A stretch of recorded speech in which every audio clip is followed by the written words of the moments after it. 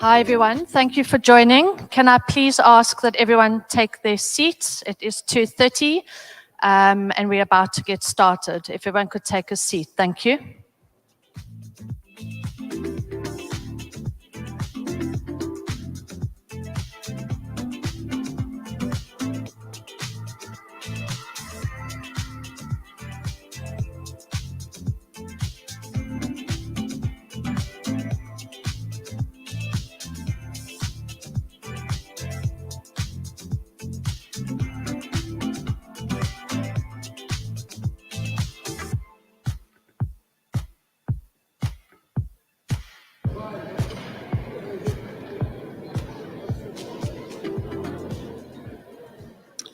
Good afternoon. If I may ask delegates to settle down so we can start with this very important part of our program today. I hope you are enjoying the conference and you're making time to attend the different activities that have been planned, the different strategic forums and the hubs that are taking place. Please do not forget the entertainment program that is planned for this evening. I'm quite delighted to facilitate this program this afternoon. We are very happy to host Honorable Minister Gwede Mantashe, Minister of Mineral Resources and Energy, who is going to deliver a keynote address with this afternoon just here. Coincidentally, the minister delivered the department's budget vote for the financial year 2023-2024 in Parliament yesterday. I also want to recognize the Director General for the department, Mr. Jacob Mbele, and Team DMRE that's joining us today. Minister, it's our privilege to have you join the conference today, and I would like to introduce you to please come and deliver your speech.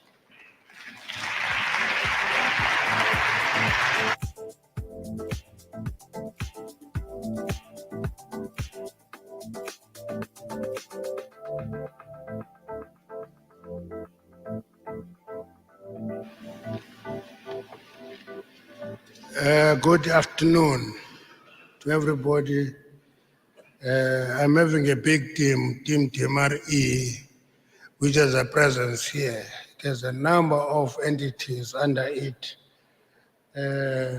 I'm sure we'll be dealing with entrepreneurs today. One of the issues that I always make a distinction is distinction between entrepreneurs and lobbyists. They're not the same. Lobbyists argue for a technology, entrepreneurs argue for a product. I prefer engaging with entrepreneurs. That's why I thought I must come here. We're here in a week where we delivered the budget vote for our department. A budget vote is important and significant for society because these are commitments we're making publicly that we're going to do it or we've done so much. This is what is outstanding.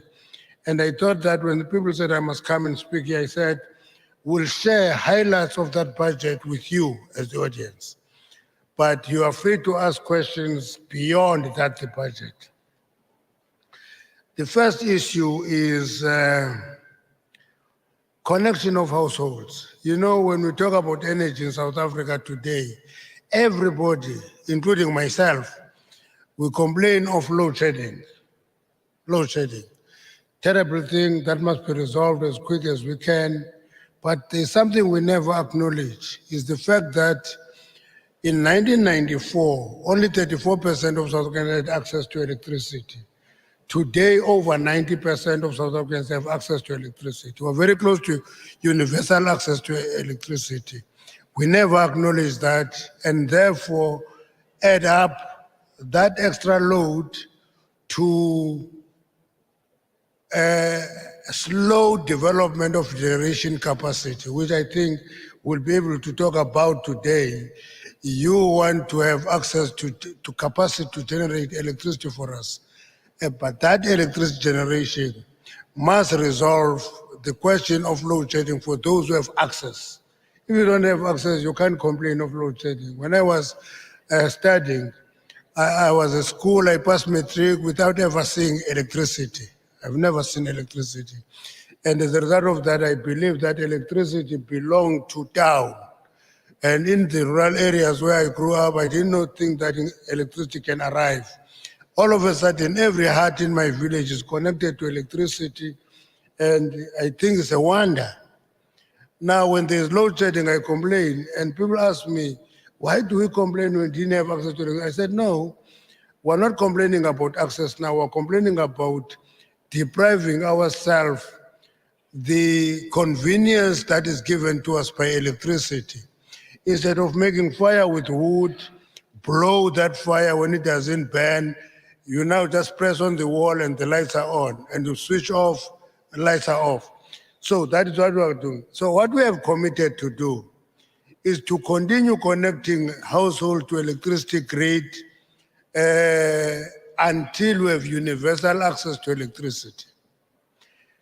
So I will talk to you about the technologies, clean energy, and counterpose it. I do that all the time with energy poverty. Because when you are subjected to energy poverty, you have no argument about cleanliness of energy because you have no access to electricity. You know, last year we had a conference here about energy. I talked to a colleague of mine who was from Chad, and he said to me, yeah, you're talking of decarbonization. I said, yes, decarbonization is urgent. He said, I don't know, what are you talking about? Because only 12% of my people have access to electricity now. And then immediately it became very clear to me that he is talking about energy poverty compared to energy cleanliness. And you must never separate the two, address both. Now, this year, we have a commitment here that is standing that we want to connect 917,000 households to the grid over the medium-term strategic framework. That is the budget period. Up to today, we've connected 673,946 households. That is additional. That is our movement towards universal access to electricity. And we intend to connect the remainder of 243,054 households. If we do that, we're a step close to universal access to electricity. We've amended the Electricity Regulation Act, and the reason that we've amended it, I'm talking to you as entrepreneurs, I think you'll know this better than I do, is that we're establishing a transmission system that is standalone. I normally call it the Dutch model, where transmission is a maggot and a wheeler of energy. It's not trapped into the big entity of ESCOM that is having problems in generation and in distribution, but transmission must be a standalone entity that is a maggot and a wheeler of energy. We stopped this regulation in 2013, and the reason that we stopped it, we said there was no market. You can't have a market when there's no market, there's monopoly, there's ESCOM only generating electricity, and we're creating a market. Now because IPPs, renewable energy, there is now a new market that is emerging. It is time to create that market and a wheeler called transmission. So we've submitted that electricity to Parliament. We hope it will pass this year and become law. And therefore, if you are in Cape Town, you want to sell electricity to me in Kala, in the Eastern Cape, I can order electricity from you in Cape Town, and transmission will wheel and transport that electricity to me in Kala. That is the dream in our head. There is something called Integrated Resource Plan, IRP 2019. That is the framework policy of government here in South Africa. In that IRP, we're intending to revise it. Why do we revise it? There's an outcry that no, your IRP 2019 is outdated. I don't need to judge it. I say, okay, right, you say so, we're revising it, we're going to release it for public comment very soon, and people must comment on it. Because when they say it's outstanding, but we open up for public comment, and soon after we pass it, they say it's outdated, we're obliged to listen to them. But the reality of the matter is that IRP 2019 talks to something that everybody talks to, called just energy transition, talks to that issue in detail. And the distinction between IRP and general speak is that general speak says it's movement from coal to renewables.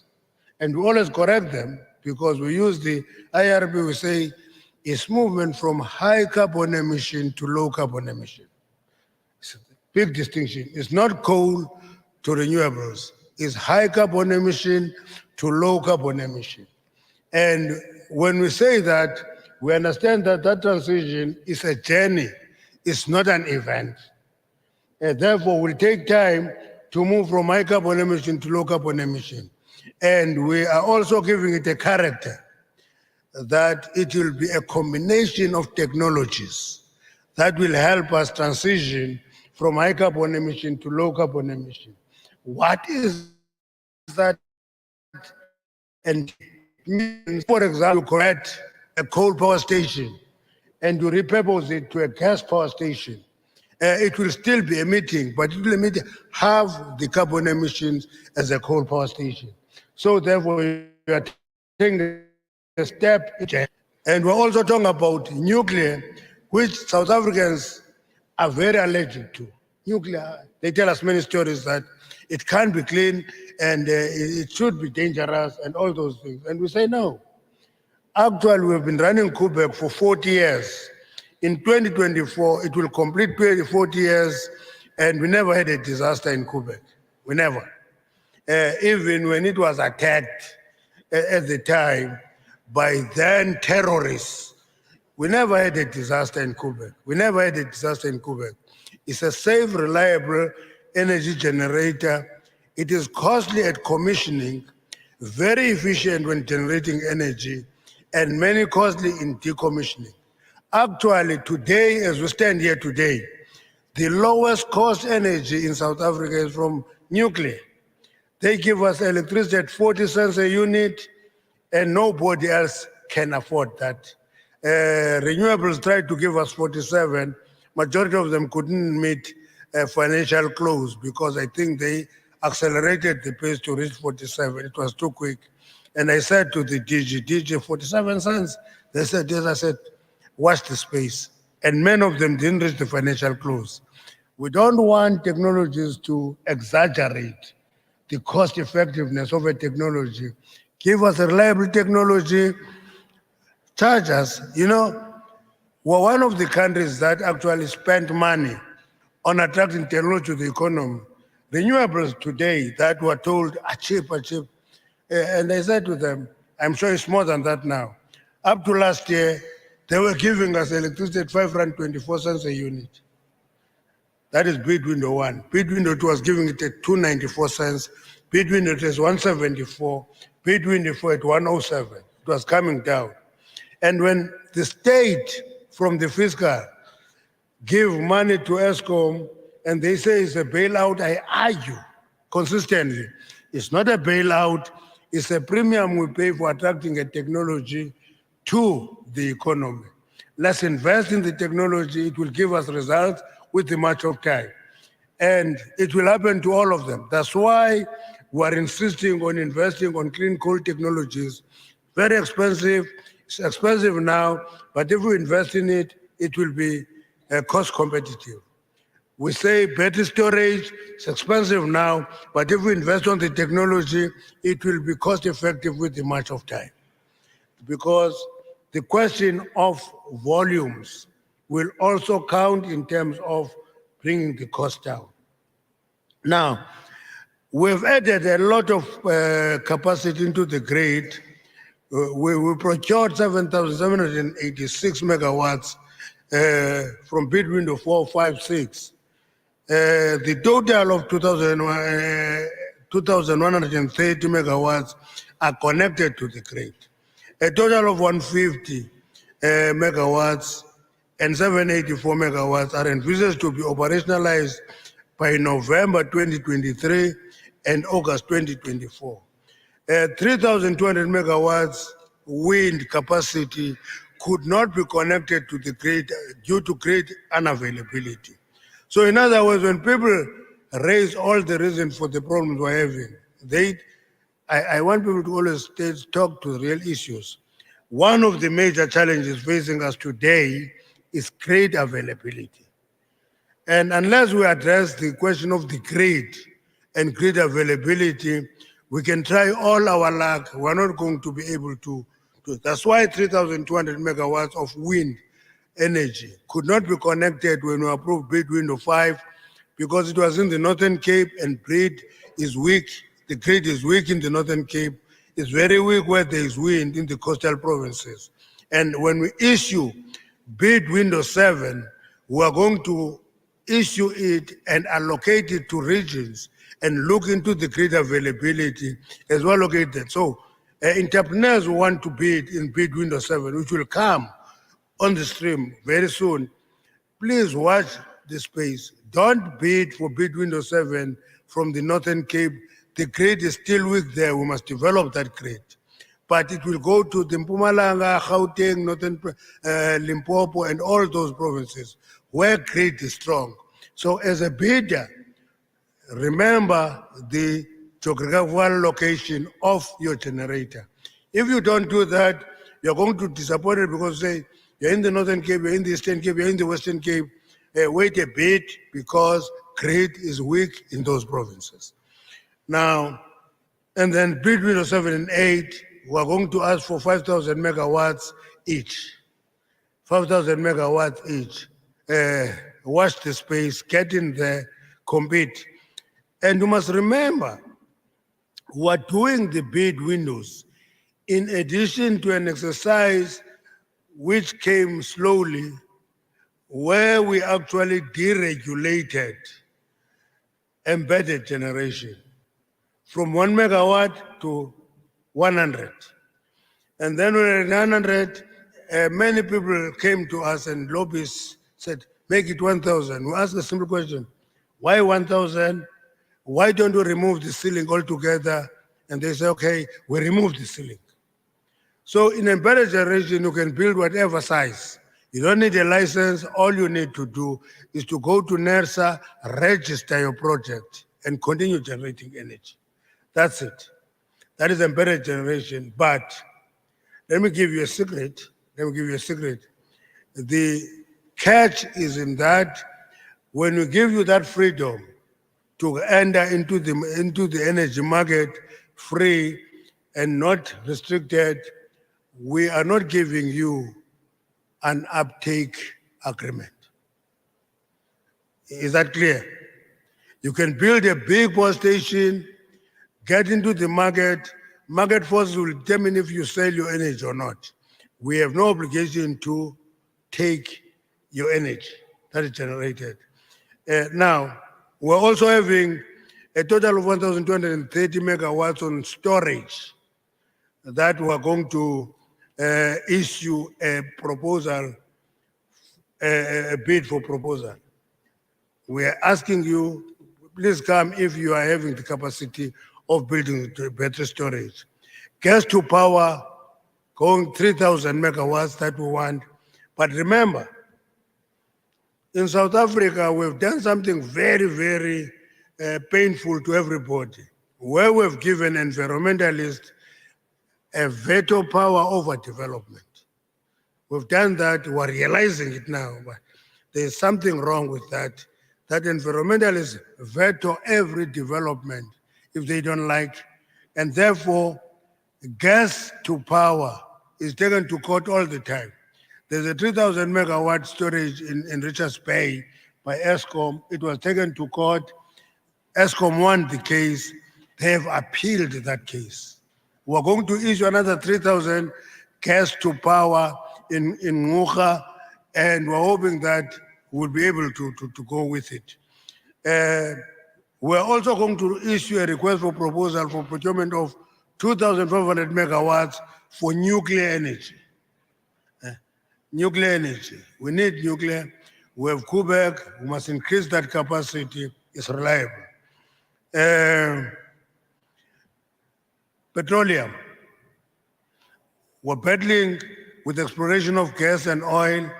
We stay in court. It's one process that we're prepared to engage. We're going to endure. People can take us to court as many times as they can. We will continue with gas and petroleum exploration because we have a lot of potential. Our shale gas in the Karoo has been tested, experimented, and it has been proven to be economical. So we're going to remove the moratorium on shale gas. If you want to explore shale gas, come to the fore.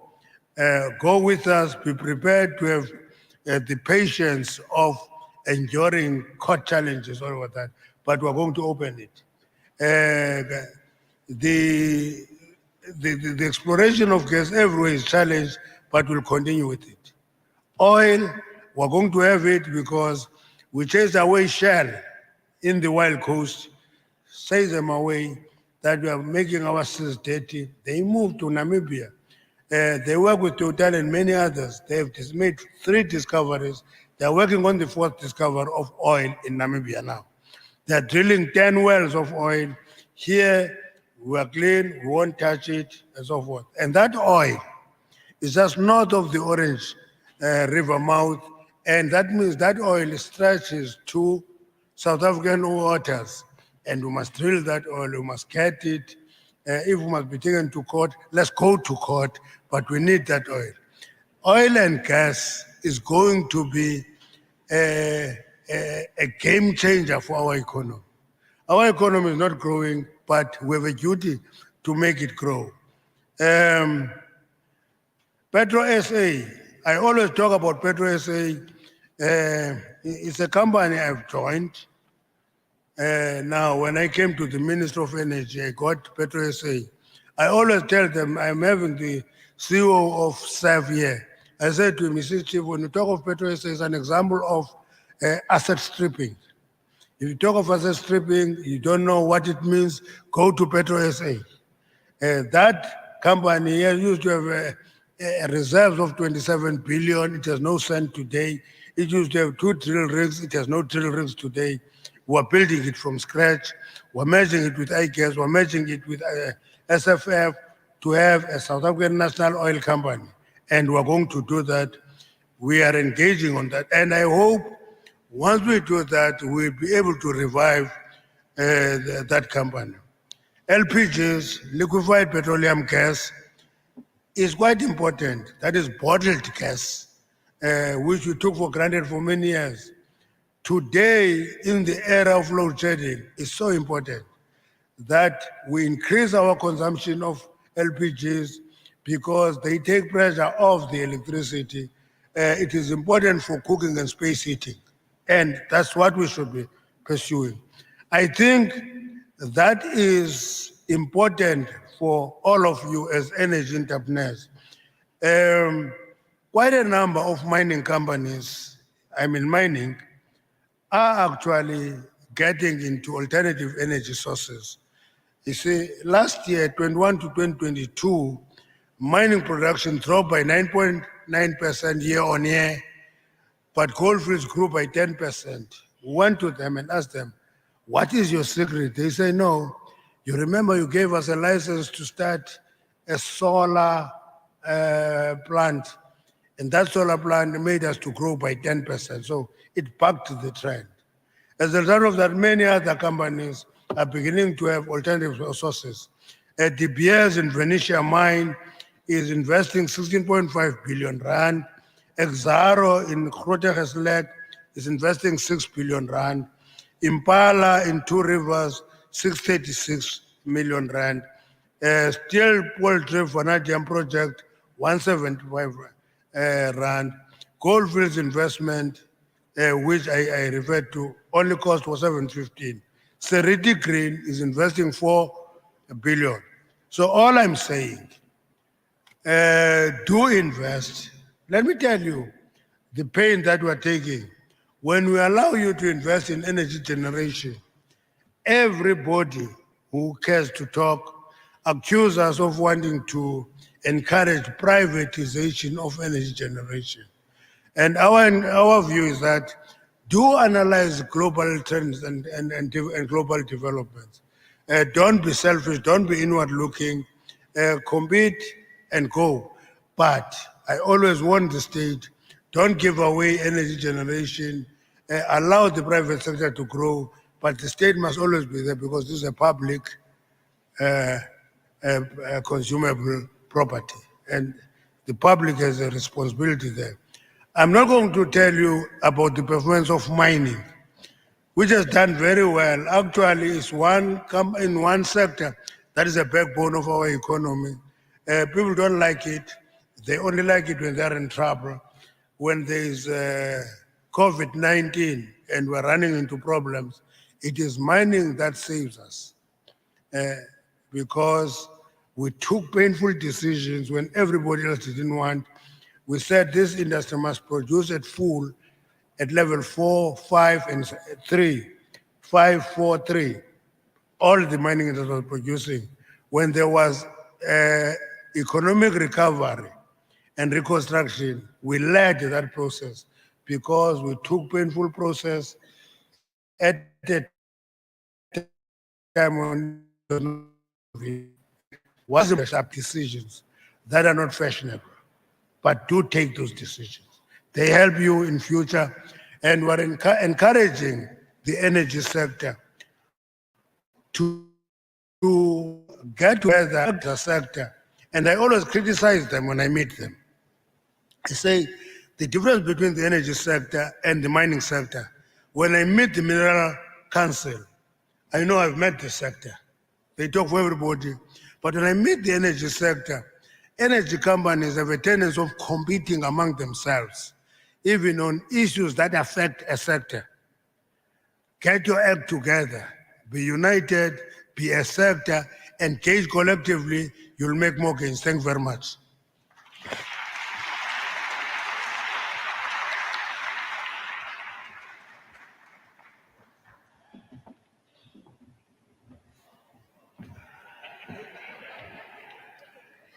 Thank you, Minister. In his words, be united and you'll be able to capitalize on the market that the regulation is opening up. I would like to take this opportunity to invite the Director General of the department, Mr. Jacob Mbele, to join the Minister on stage.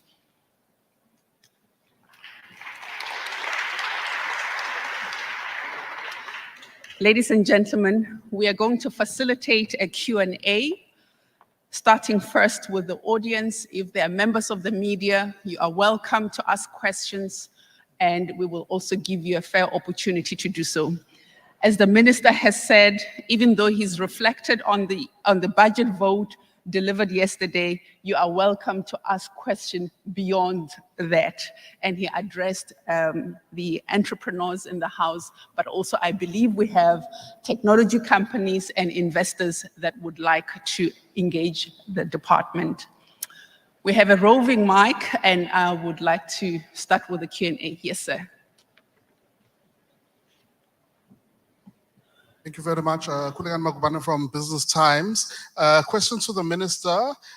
There was the meeting with the Standing Committee on Public Accounts this morning, I stand under correction, with the Minister Pravin Gordhan, in which he mentioned car power ship and power ships as a technology, and saying that if the process is right, then it should be fine. What is your response to the remark by your colleague in cabinet on that? Thank you very much. Thank you. Minister, if I can just take 2 questions at a time. The gentleman over there had a question. Excuse me, ladies. Minister, it's Anton Eberhard from the Power Futures Lab at UCT. Over the last while, you've consistently given 3 priorities for ending load shedding. You've said bring back idle Eskom plant, import more electricity, and have gas to power. Can you give us an update of some of the detailed progress or proposals you have about those three areas. Fixing ESCOM, what is it that you propose that needs to be done that ESCOM is not doing at the moment? Second, in imports, what contracts have we concluded to import new energy? Which countries? How many megawatts? And thirdly, why after 3 years of being energy minister have you not procured LNG and land-based gas to power yet? Thank you. Thank you. If I may encourage delegates to please limit your questions to one so that we can give the minister an opportunity to answer articulately and give others to also answer the questions. I'm limited to 10 questions in 5 rounds. Yes, Minister.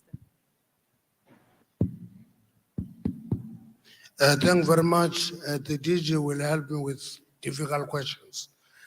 I will only take simple questions.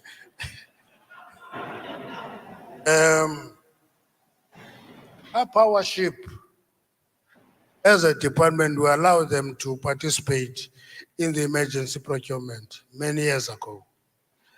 It was blocked by a combination of environmentalists and ESCOM itself. They didn't want them. We explained repeatedly to them that, listen, we may be an island of clean air and breathe clean air in darkness, because car power ships are working in Ghana, are working in Gabon, are working in Cote d'Ivoire, are working in Brazil, are working in Senegal. We visited those areas. We saw car power ship working, but here they were not allowed. And the recent noises we've been hearing is being accepted to a certain extent that we must have car power ship to deal with load shedding challenges that are facing us. I think DG Mpele will add to that. What should ESCOM do? In the novel written by the writer,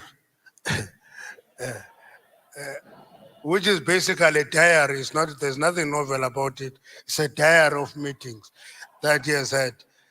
In those diary, in that diary, the writer criticized me in person for identifying a 15,000 megawatt gap in the ability of ESCOM to supply energy. And they say it's either I lack understanding and so forth. Now, I do lack understanding. I never ran a power station, but at least I did arithmetic. You see, I did arithmetic. I can add 1 and 1 is 2. I can do that. And now, if, for example, we have a connected capacity in ESCOM, Anton, of 46,000 megawatts, and ESCOM at best gave us 26,000 megawatts, it means there's a gap of 20,000 megawatts of connected capacity that is not giving us energy. And we must pursue that. And the only way you can pursue that, that is not happening in ESCOM, is to actually look at energy availability factor, power station by power station, and address it. That is a function of servicing those power stations. And I think there are a few that are beginning to improve. But if you can pay attention consistently on the energy availability factor, power station by power station, ESCOM will reduce the pressure on the economy of electricity load shedding. Number 2, if there is emergency procurement, including car power ship and many other technologies, ESCOM must do that. You know, in my language, there is an expression that says, if you only eat chicken, you starve.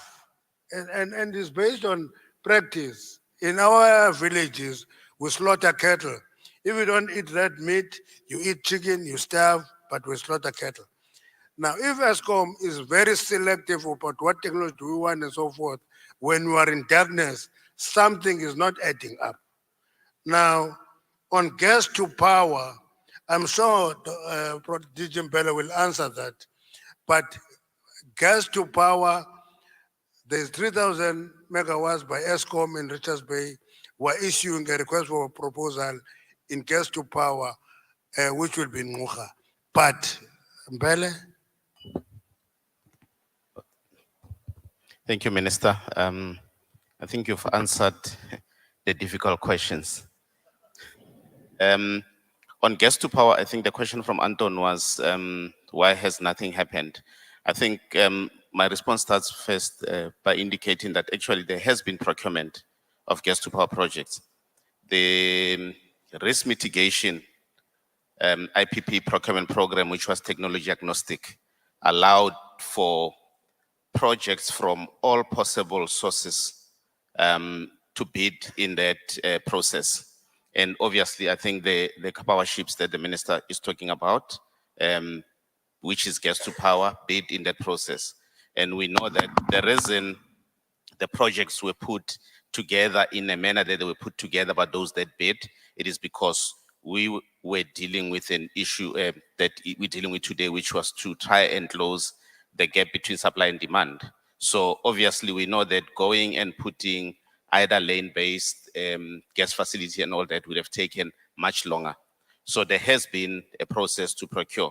There's also the Total project in that mix, that Total Mulilo project in that mix that has gas in it. So there has been that process. There were many other projects, by the way, in that process that just did not make the cut for various reasons, which include price and all that.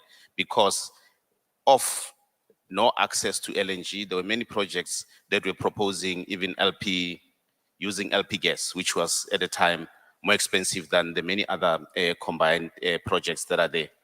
In terms of obviously the 3,000 megawatts that the minister is talking about, why it has taken longer is because the SEV group working with the KUHA team, they've been undergoing or running a process to appoint the gas infrastructure provider, because you need that certainty on the gas side to be able to roll out the gas to power. The ESCOM gas to power at Richards Bay, the department did issue a Section 434 determination that went through the NESA processes. NESA initially did not concur. NESA has now concurred, obviously, with the determination, and there will be movement in that regard. So there has been movement. It may not be probably in package or in a manner that maybe others would have thought or wanted. But yeah, and then the other question had to do with cross-border, to say how many megawatts. I think the current arrangements in the country is that ESCOM has a team or an office that deal with cross-border energy transactions. The current indication that they've put forward in the public domain and through the NICOM is that they believe they've been talking to various parties. They believe there's about 1,000 megawatts across the board, the border that can be unlocked. And they did indicate a while back that they had actually signed up, I think, between 100 and 300 megawatts. Where we sit, we obviously facilitate in the form of Section 34 determinations, which we have done as a department for ESCOM to pursue those opportunities around cross-border. Thank you. Thank you very much. We are ready for another round of questions. There is a hand at the back. Yes, sir. Good afternoon. My name's Clyde Mallinson. I speak on behalf of concerned South Africans. I just want to commend ESCOM for having connected as many homes as they have to electricity. I think it's brilliant. You know, for so many years, so many were excluded from the marvels and the miracle of electricity. But what I would like to ask a very simple question.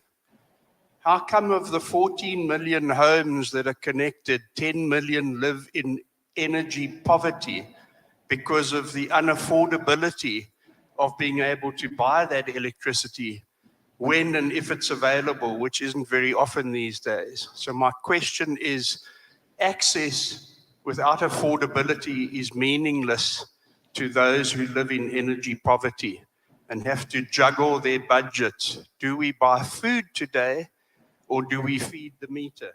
Thank you. Thank you. May we have our second question? We've got three hands in the front.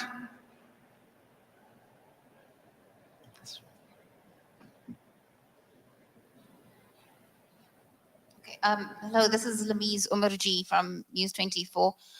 On the projects that are struggling to reach financial close, I'm assuming it's for bid window 5.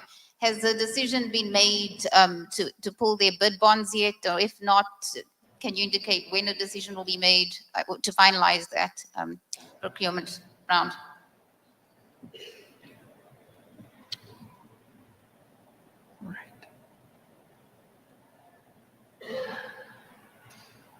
Yes, please.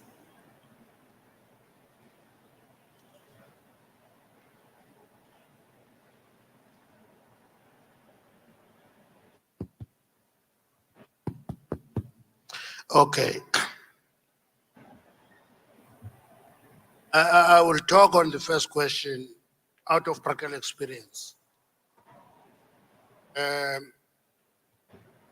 All my life, until I became an adult and began to go to the mines, I never had access to electricity, let alone energy poverty. I had no access at all. I didn't regard that as energy poverty. And as a result of that, I use other sources of energy, like your wood, your coal, paraffin, candles, to light. Now, ESCOM has connected 14 million, and we say 10 million are living in energy poverty because of the cost. What is not highlighted in that question is the fact that in every municipality where there is indigenous population, they have an allocated amount that is free. It's paid for by the state. But it can only be paid by the state if there's an effort to pay for services and therefore get the discount that covers the amount that is covering the indigent. If people don't pay at all, the state cannot detect that gap. And as a result, people will not access it. It will be expensive. They will want to deal with it as being inaccessible. I always raise the issue that I go home every time. My home is in Kala. It's a city in the Eastern Cape. I don't know how many have seen that city. It's on the foot of the Dragon's Back. It's on the snow belt. Electricity is connected to almost every hut there, but people still use wood for cooking and space warming. But a growing number of society is beginning to use electricity, but they all use electricity for lighting. So it's an issue of a mindset and poverty. That combination is terrible. But if people do pay for electricity in whatever way, they will get an amount of electricity that is for free, paid for by the state for the indigent. But if they don't pay, they will not see it because they don't pay in any way.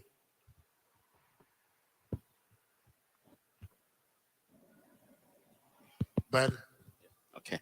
I think the second question was on the decision around the bid window 5 projects. There are ongoing discussions between the IPP office and those preferred bidders. And the discussions are in the main around those projects having come forward and indicated that even if they don't qualify on the side, they could actually go and obviously participate in the what they call the CNI market, in the bilateral contracts. And obviously, there are legalities, as you mentioned. There are rules in the procurement process in terms of how the issues around the bid bonds and all those things have been dealt with. Without getting into the details, I know that those discussions with the IPP office are advanced, and they're trying to find the middle ground, which will be a win-win situation for the state and the bidders. Thank you. Thank you. I had a few hands within the media team. Claire, if we can start here. Thank you. Thanks, Minister. I just wanted to, just a point of clarity, please. On the shale gas moratorium, I was under the impression that it had been lifted some time back already. So which moratorium are you referring to with regards to shale gas, if I understood correctly? And then you also said that tests have gone, have suggested that the shale gas is commercially viable. If you could just give me an indication what you mean by that commercially viable. If you could maybe juxtapose with the cost of the gas there versus renewables or coal for that matter, if at all possible. Thank you, Minister. Thank you. May I please take more questions? Just another hand here before we go to the delegates. Good afternoon, Minister. I'm Aisha Ismail from ENCA. You talked about your concerns about grid capacity in your budget vote. And as renewables become a reality and also available, how do you intend to deal with the grid capacity? Yes, we'll take a third one. Please proceed. Minister, I'm from this community. I just wanted to ask about, you mentioned expanding into nuclear power. Will there be new nuclear power stations opening up? And also at the BRICS Academic Forum, they talked about Russia investing in 2020 into South Africa's energy sector. And I wanted to know a little bit more about the relationship of South Africa with Russia and their continued investments into our energy sector, and whether that will include nuclear power and nuclear power stations. Thank you. Minister, you may proceed.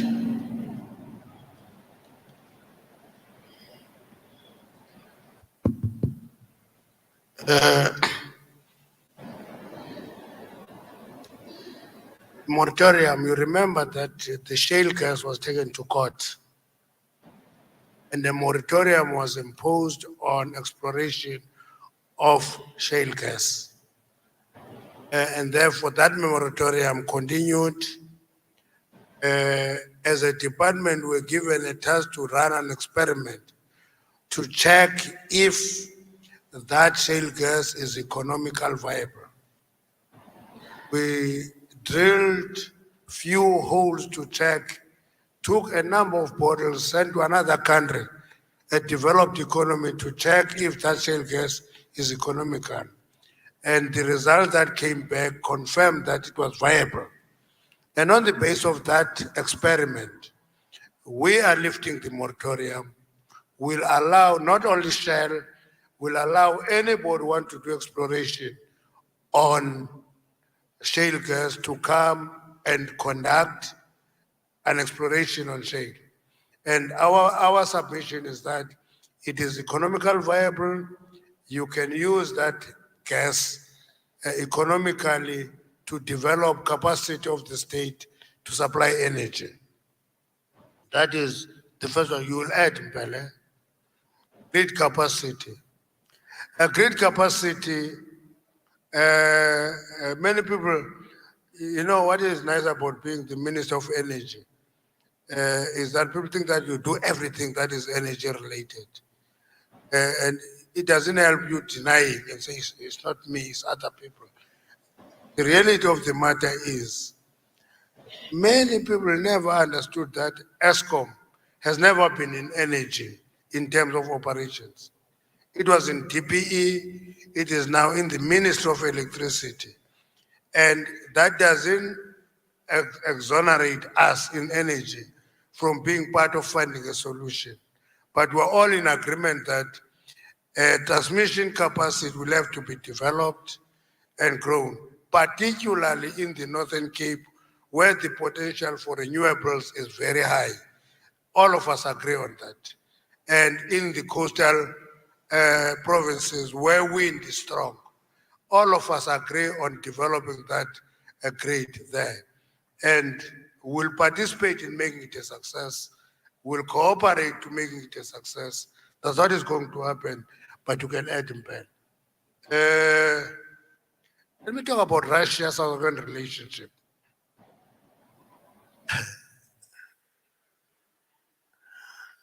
You know, last week there was a statement by the ambassador of the United States that we have sold arms to Russia. And somebody asked me, what do you say about this? I say, no, you must just be careful because America one time issued a statement that there were weapons of mass destruction in Iraq and ran down Iraq. Iraq is still trying to recover from that destruction, but weapons of mass destruction were never discovered. And we said, even here, they will discover much later that we never sold arms to Russia. Russia is having a missile that is very fast. What is it called? It's a hypersonic missile. We're not in a position to sell them hypersonic missile. They develop it themselves. Even the US can't defend it, the hypersonic missile. But the reality of the matter of an imaginary trade of weapons from here to Russia is just an imaginary. But we accept the decision by the president to appoint a judge to inquire into that allegation in detail. So, Russian gas in South Africa, we don't necessarily target Russian gas. We want capacity to develop gas. If Russians come and offer that capacity, we look into them. And in looking into them, we look into what company is it? Is it subject of sanctions or not? And all that exercise will be taken in selecting a company that we're going to use.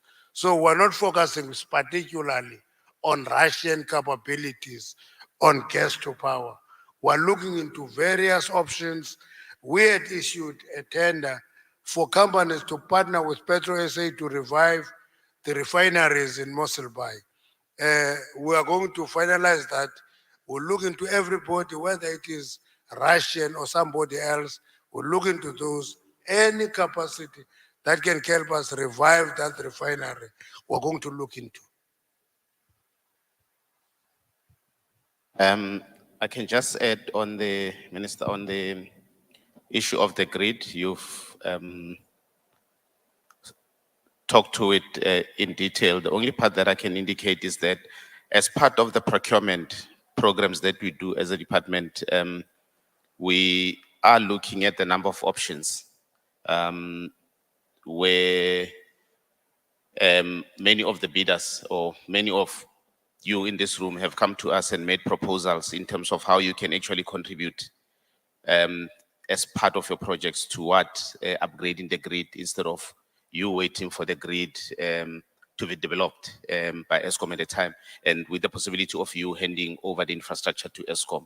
So there are those discussions between us, because in the main, the plans are in place. There's the transmission development plan.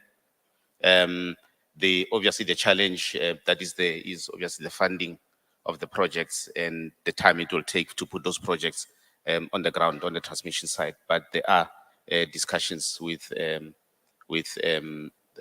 various players in terms of what other options are there to assist Eskom. Thank you. There was a question this side of the room. I see another hand there. That makes two questions.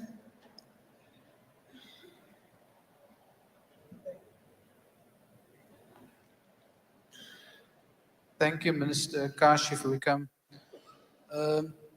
One question and a plea. I believe that there's enough generation capacity on offer for the country today.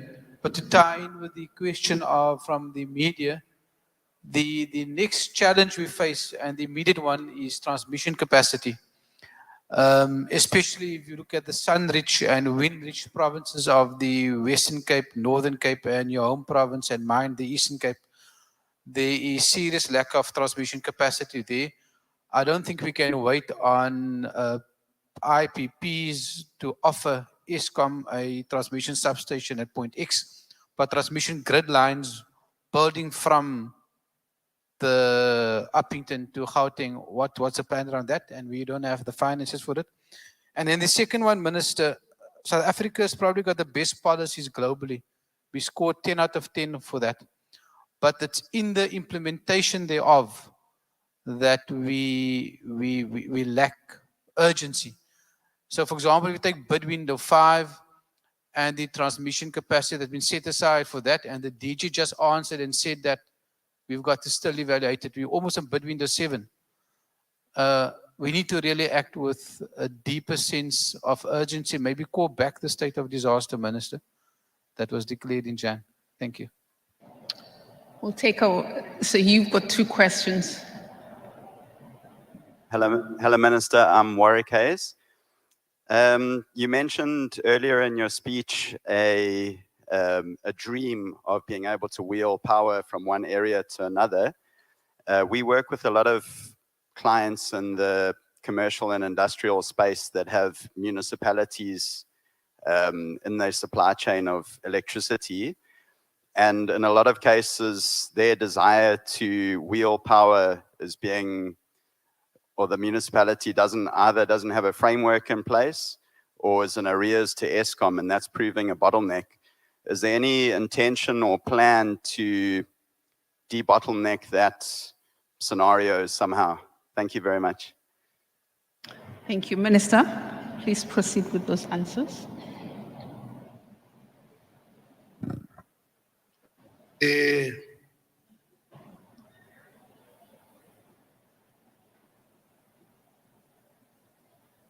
Generation is actually a standalone entity under Eskom.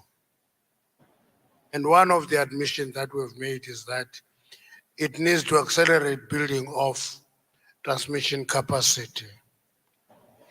We have identified the Northern Cape as a problem, the Eastern Cape, the Western Cape. Now, you are making a submission that says we can't wait. If in developing your generation, you can also invest in transmission, I'm sure that will be welcome. And the terms of that will be a function of discussion with Eskom that, listen, want to invest in transmission, and therefore what will be the conditions? I can tell you in this room that there is a mining company that we are in discussion with that want to develop gas to power in Mozambique, and they want to discuss with us transmission arrangements. We're engaging in that. So if you want to invest in transmission, we'll welcome that discussion, but you'll add in bed. The question of a good policy, lack of implementation, for my sins, I tried to do a research on that. The research I did was on a role of leadership. And I came to a conclusion that that expression is an expression of accepting actually laziness. Because if the policy is developed, is good, and it can be executed, it's not a fault, it is laziness. Because there is the policy, you develop it, you can't execute it. I don't know, maybe Anton, in your city, you can offer us a course on execution. And I always sit with students who are doing MBAs and other courses. They do a lot of study on strategy development. But I hardly come across you who study execution. Maybe your city, I'm giving you a tip, Anton, can develop a course on execution. But my own starting point is that failure to execute is a function of laziness, 90% and 10% of lack of knowledge. But you can deal with that in bed. Okay. Okay. Municipalities have no framework and no. Better we'll have to talk to this one because we have revised the schedule of policies for municipalities. We have revised it. We've allowed every municipality in South Africa to develop own generation capacity if they can. But we put one condition. Please be financially viable. Because if you're not financially viable, you will have the right, try to exercise it, leave a white elephant halfway in developing that capacity. But may you please talk to that? Thank you, Minister. Now, on the issue of wheeling, I think the specific question was there are bottlenecks in the system, especially in the municipal space. Is there a plan to debottleneck? I think that's the word that was used, that process. As part of the NICOM, there is a work stream that has been established, which includes representation from municipalities, which is going to look at issues on the distribution network that are a challenge, that are impacting on the connection of new generation capacity. So yes, there is a process to deal with those issues, and that setup has all the key stakeholders in that work stream. Thank you. Thank you. This brings us to the end of our Q&A. I want to thank members of the media for honoring the invite and engaging with the Minister and the DG, and the delegates, of course, for your very meaningful questions. Minister and the DG, thank you so much.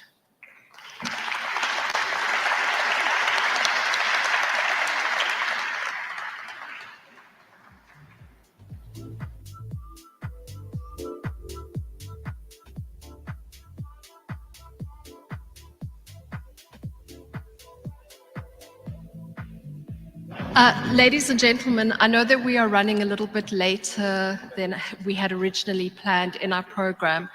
If I may ask you all to make your way to the next session room so that we can get started with the rest of our amazing program. And we will be running about half an hour late on the advertised time, so please just build that into your planning. Thank you so much, and thank you so much for joining us.